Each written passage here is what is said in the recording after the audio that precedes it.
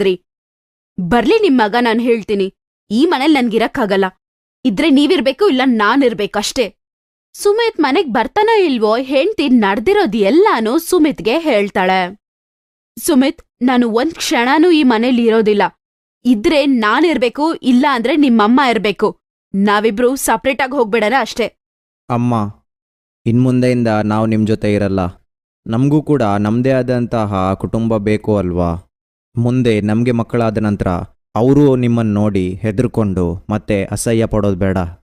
ಹಾಗಾಗಿ ನಾವು ಬೇರೆನೇ ಹೋಗಿ ಬೇರೆ ಮನೆ ಮಾಡಿಕೊಂಡು ಆರಾಮಲ್ಲಿರ್ತೀವಿ. ನಾನು ರಾಶಿನ ಕರ್ಕೊಂಡು ಇವತ್ತೇ ಹೋಗ್ತಾ ಇದ್ದೀನಿ. ಆದ್ರೆ ಸುಮಿತ್, ನಿನ್ನನ್ನ ನೋಡ್ದೆ ನನ್ ಕೈಲಿ ಇರಕ್ಕಾಗೋದಿಲ್ಲ. ನೀನ್ ಹುಟ್ದಾಗಿಂದ ನನ್ಗಿರೋದ್ ನೀನೊಬ್ನೇ.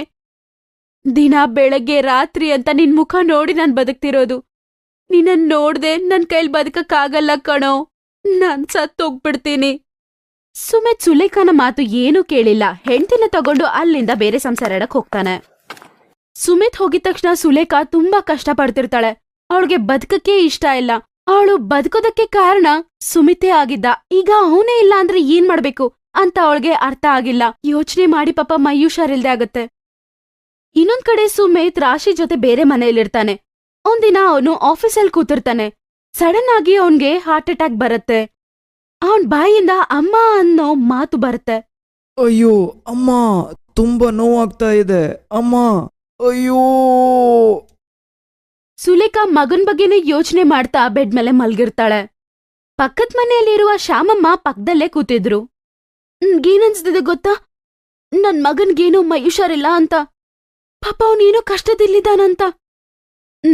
ನಾನ್ ಬರ್ತಿದ್ದೀನಿ.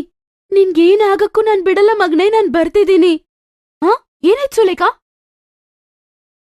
ಅಯ್ಯೋ, ಏನಿವ್ರು ತಲೆ ಸುತ್ತಿ ಬಿದ್ದಿದ್ದಾರೆ. ಅದು ಇಲ್ದೆ ಜ್ವರ ಇದೆ ಅನ್ಸುತ್ತೆ. ಈಗ್ಲೇ ಇವ್ರನ್ನ ಹಾಸ್ಪಿಟಲ್ಗೆ ಕರ್ಕೊಂಡ್ ಹೋಗ್ಬೇಕು. ಶ್ಯಾಮಮ್ಮ ಬೇರೆಯವರ ಸಹಾಯದಿಂದ ಅವ್ರನ್ನ ಹಾಸ್ಪಿಟಲ್ಗೆ ಕರ್ಕೊಂಡ್ ಹೋಗ್ತಾರೆ. ಡಾಕ್ಟರ್ ಸುಲೇಖಾನ ಚೆಕ್ ಮಾಡ್ತಿರ್ತಾರೆ. ಆಗ ಒಬ್ಬ ನರ್ಸ್ ಬಂದು ಹೇಳ್ತಾರೆ, ಡಾಕ್ಟರ್, ಒಂದು ಎಮರ್ಜೆನ್ಸಿ ಕೇಸ್ ಬಂದಿದೆ. ಪೇಷಂಟ್ ಹೆಸರು ಸುಮಿತ್, ಅವ್ರ ಹೆಂಡತಿ ಹೆಸರು ರಾಶಿ. ಮಗನೇ ಸುಮಿತ್, ಡಾಕ್ಟರ್ ನೀವು ಮೊದ್ಲು ಹೋಗಿ